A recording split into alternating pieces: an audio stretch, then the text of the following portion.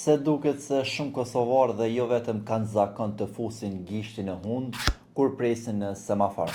Së pari, le të pranojmë që semafori është një nga momentet më bosh të ditës, je detyruar të rrish i palevizur pa bërë asgjë, vetëm duke pritur që drita të ndryshojë.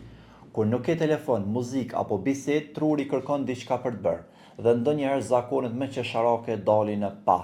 Futja e gishtit në hund nuk është vetëm një zakon i papërmbajtur, por ka një shpjegim praktik.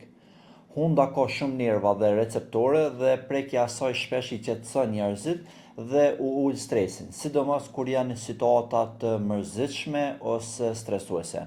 Pra, kur je në semafor dhe po pret, truri thot, le të bëj diçka që më relakson pak, dhe aty vjen gishti në hund. Në fakt, është njësoj si të thyesh kokën apo të gërveshësh qafën, diçka që të largon vëmendjen nga çfarë po ndodh rreth teje. Sigurisht, nëse je me shoqëri apo pra njerëz të tjerë, ndoshta e fsheh pak, por kur je vetëm, gishtat kanë lirinë e plotë.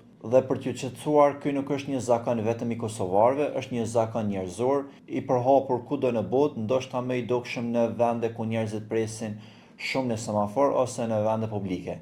Pra, nëse herën tjetër shihni dikën me gisht në hund në semafor, mos qeshni shumë. Thjesht ndoshta është truri që kërkon pak qetësi në mes të stresit të përditshëm.